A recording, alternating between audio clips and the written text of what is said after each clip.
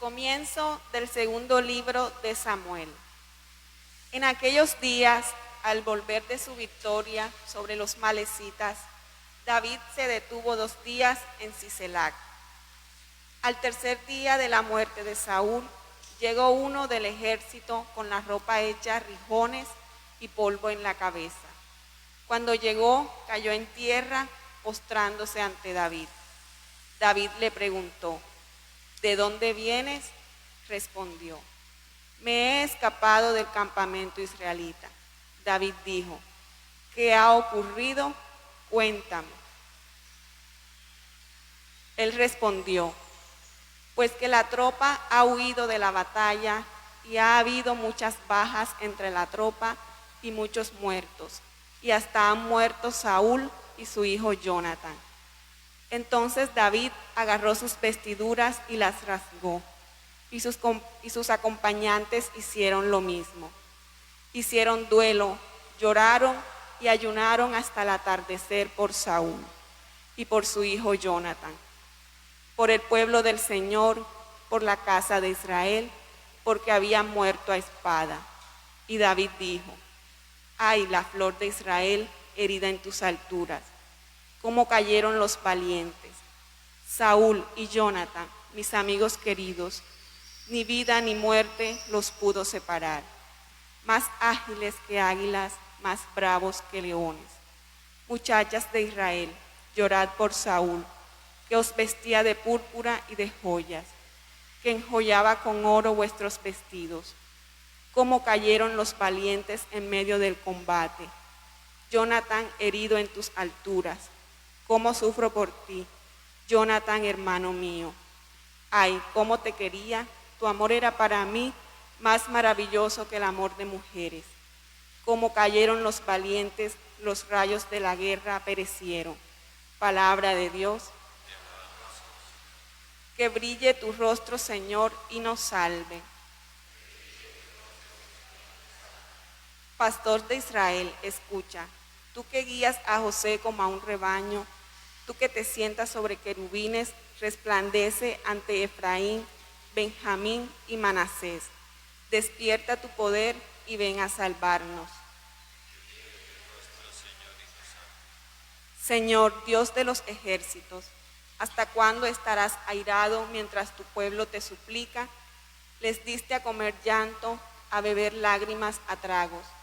Nos entregaste las contiendas de nuestros vecinos, nuestros enemigos se burlan de nosotros. Que brille tu rostro, Señor, y nos salve.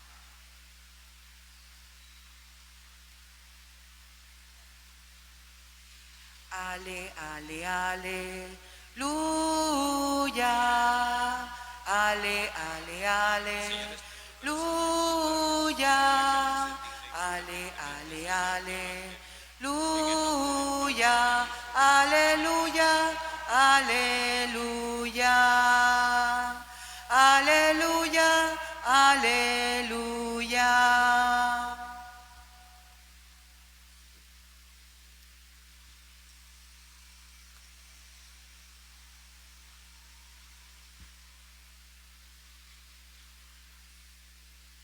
El Señor esté con ustedes. Y con tu espíritu. Lectura del Santo Evangelio según San Marcos.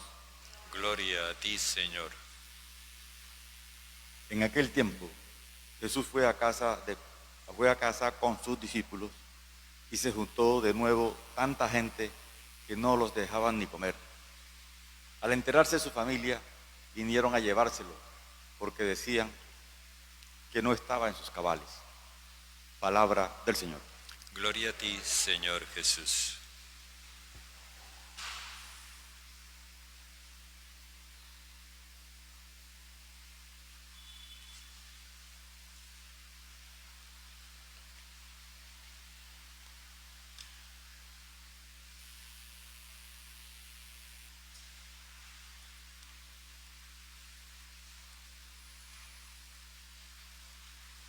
En estos 2 versículos nos reporta el evangelista el primer impacto, la primera reacción a la iniciativa que ayer veíamos que tomó Jesús. Cuidémonos de mirar eso que leíamos ayer como una cosa superficial, o sea, que Jesús hizo su club de fans. No, aquí ocurrió una cosa muy importante que estremeció a la sociedad de su tiempo, porque lo que hizo Jesús fue manifestar con hechos que el pueblo antiguo quedaba descalificado y que él constituía un nuevo pueblo para Dios. Es como decir, este sistema de convivencia y de gobierno ya no vale, no llena las expectativas de Dios. Esto no satisface el designio de Dios ni cumple las promesas de Dios. Yo voy a crear un pueblo nuevo que cumpla las promesas de Dios. Es eso lo que Jesús hace. Y por supuesto que una cosa así, pues aparece en primer lugar como sorprendente y también como contrastante, como chocante. Bueno, Jesús ahora se va a la casa. La casa ya implica un espacio de encuentro, de reunión, y se va a la casa con sus discípulos. Lo que antes era la sinagoga, ahora es la casa donde Jesús está con sus discípulos. Esta es la casa del nuevo Israel. Si nos fijamos bien, de lo que se trata es de que Jesús crea como una sociedad paralela, o digámoslo más precisamente, una sociedad alternativa a la que existía. Y claro, la primera reacción es la de la masa, la de la multitud que está descontenta con la forma como sus dirigentes llevan la sociedad judía. Y esa gente se junta en una gran cantidad en la casa donde Jesús se reúne con sus discípulos.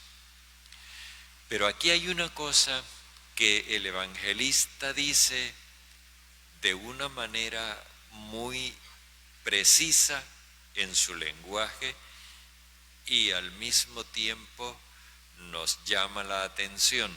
Dice que se juntó tanta gente que no podían ni siquiera comer.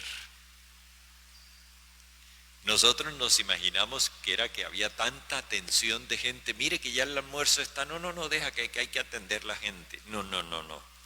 Esto es otro asunto. El verbo comer en el Evangelio se usa siempre en relación con la enseñanza. Cuando veamos en el Evangelio que Jesús recomienda que le den de comer, no pensemos, traigan una sopita, maten un pichón de paloma, no pensemos en esas cosas. El evangelista se refiere a nutrir la nueva vida que se está recibiendo con el mensaje. Esta es una multitud entusiasta, llevada del entusiasmo, pero que no se preocupa por asimilar el mensaje de Jesús. No se preocupa por apropiarse del mensaje del amor universal. No está preocupada por su formación. Y aquí permítanme abrir un paréntesis, aquí hay una cosa que a todos los curas, diáconos, párrocos o no párrocos nos preocupa, que muchas veces hay personas que van, por ejemplo, a un retiro y regresan con un entusiasmo grandísimo que se llevan el mundo con el pecho. ¡Qué entusiasmo tan grande! Pero no tienen tiempo para comer. No le dedican tiempo a su formación. Piensan que con el solo entusiasmo con el que salieron del retiro, la cuerda les va a durar toda la vida. Y poquito a poco la cuerda del reloj se va agotando. El entusiasmo se va apagando. Y la persona termina como antes o peor. Es lo que le sucede a los matrimonios cuando las parejas se casan con ese amor apasionado y entusiasta y el día del matrimonio son los seres más felices del mundo, pero después no se dedican a cultivar ese amor, a seguirse enamorando el uno del otro. Y llega un momento en que aquello va perdiendo fuerza y no se van dando cuenta, como si fuéramos en un carro que poco a poco se apagó y quedó con la inercia y luego se detuvo. Eso es lo que señala el evangelista aquí. Gente que está muy entusiasmada y es una gran cantidad, es un movimiento como masivo. Gente que está muy entusiasmada, pero que no pone interés en su formación. No le pone interés al mensaje de Jesús, no se nutre de ese mensaje del amor universal. Esa es la primera reacción. La segunda es la de los allegados a Jesús, los más cercanos a Él. La gente que por vínculos familiares se siente como más próxima a Él desde el punto de vista afectivo. Estos salieron para llevárselo porque se decía que no estaba en sus cabales, que Jesús estaba loco, que cómo se le ocurría hacer eso. Esta es otra cuestión, es la gente que se deja llevar por el qué dirán, que está pendiente de los likes o de los dislikes. Es la gente que piensa que lo más importante son las encuestas de opinión y los índices de favorabilidad, que las cosas van bien si todo el mundo aplaude, pero cuando haya una mala cara o un desacuerdo, ya se dañó el paseo. Esto también sucede con mucha frecuencia.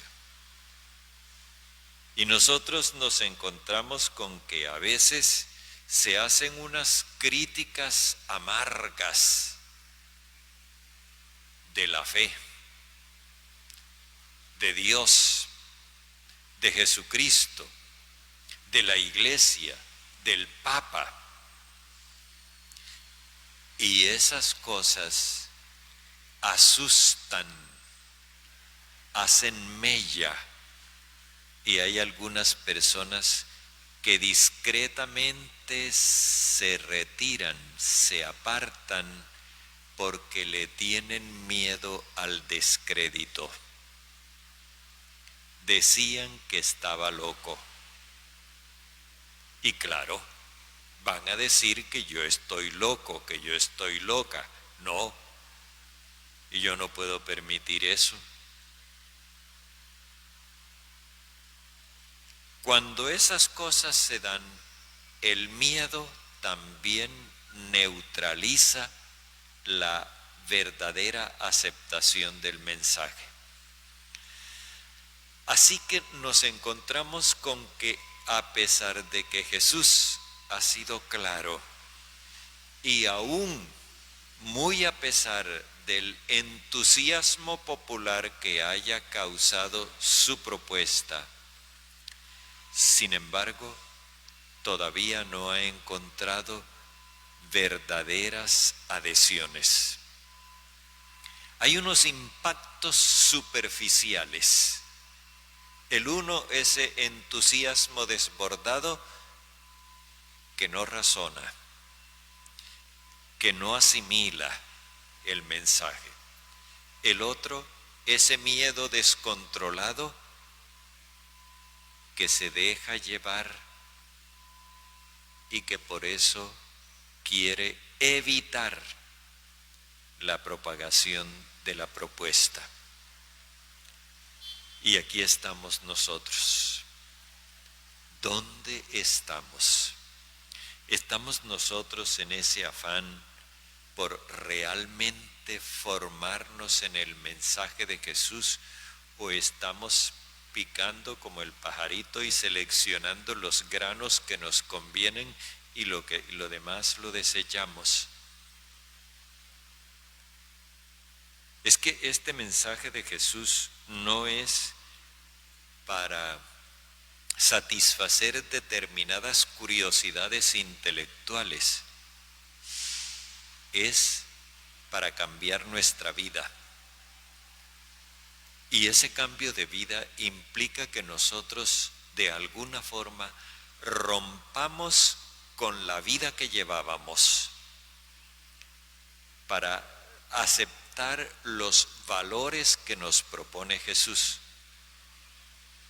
Eso es relativamente más fácil, porque hay personas que sí rompen con sus costumbres, sus hábitos y sus complicidades con cosas malas y comienzan a llevar una vida recta. Pero hay otra cosa, que es romper con la sociedad que prohija la injusticia, romper con la violencia, romper con la mentira, comenzar a desarrollar un espíritu crítico para no tragar entero y no dejarse llevar por lo primero que digan y asustarse.